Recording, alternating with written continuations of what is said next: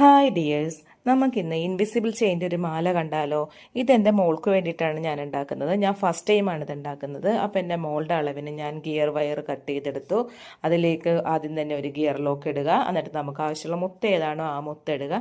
അതിനുശേഷം മറ്റൊരു ഗിയർ ലോക്കും കൂടി ഇടുക. എന്നിട്ട് കറക്റ്റ് ആ ചെയിൻ എത്ര നീളത്തിലാണോ മുറിച്ചിരിക്കുന്നത് അതിൻ്റെ നടുക്ക് കൊണ്ടുവന്ന് വെച്ചിട്ട് നമ്മൾ ആ പ്ലെയർ വെച്ചിട്ട് ഒന്ന് ആ ഗിയർ ലോക്ക് നമ്മൾ മുറുക്കി കൊടുക്കുക.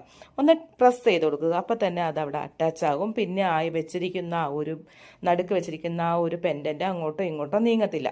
അതേപോലെ തന്നെ അടുത്ത ഒരു ഗിയർ ലോക്ക് ഇടുക. അതിൻ്റെ നമുക്ക് ഏത് ഭാഗത്തേക്കാണോ, അതായത് ഞാനൊരു 5 എണ്ണമാണ് ഉദ്ദേശിച്ചിരിക്കുന്നത് ഈ മാലക്ക്. അപ്പോൾ 5 എണ്ണം ഇടാൻ പറ്റിയ രീതിയിൽ നമ്മുടെ മോൾക്കാണെങ്കിൽ മോൾക്ക്, നമുക്കാണെങ്കിൽ നമുക്ക്, നമുക്ക് എവിടേക്ക് ആ ഒരു ലോക്കറ്റ് വരണം എന്ന് വെച്ചാൽ അതേ സ്ഥാനത്ത് വെച്ചിട്ട് നമ്മൾ ഗിയർ ലോക്ക് ഇടുക, ഈ മുത്തിടുക, വീണ്ടും ഗിയർ ലോക്ക് ഇടുക. എന്നിട്ട് ബാക്കിയുള്ള 5 എണ്ണവും അതേപോലെ തന്നെ നമ്മൾ ചെയ്തെടുക്കുക. അവസാനം എന്ത് ചെയ്യണമെന്ന് വെച്ചിട്ടുണ്ടെങ്കിൽ, നമ്മളുടെ അളവിനുള്ള മാലയായി കഴിഞ്ഞിട്ടുണ്ടെങ്കിൽ അതിൻ്റെ ഏറ്റവും അവസാനം നമ്മൾ ഗിയർ ലോക്ക് ഒരെണ്ണം ഇടുക. അതിനുശേഷം കൊളുത്തിടുക.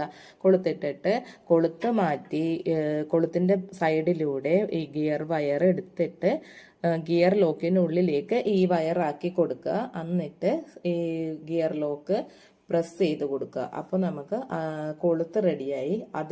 ഓപ്പോസിറ്റ് സൈഡിൽ നമ്മൾ എന്ത് ചെയ്യണം, ചെയിൻ ഇടണം. ആദ്യം ഗിയർ ലോക്ക് ഇടുക, ചെയിൻ ഇടുക, ഗിയർ വയർ വളച്ച് ഗിയർ ലോക്കിനുള്ളിലേക്ക് കയറ്റുക, പ്രസ് ചെയ്യുക. അപ്പോൾ ഒരു വശത്ത് കൊളുത്തും ഒരു വശത്ത് ചെയിനുമായി. ഇപ്പം നമ്മളുടെ മാല റെഡിയായി. എങ്ങനെയുണ്ട്? നിങ്ങൾക്ക് ഇഷ്ടപ്പെട്ടോ?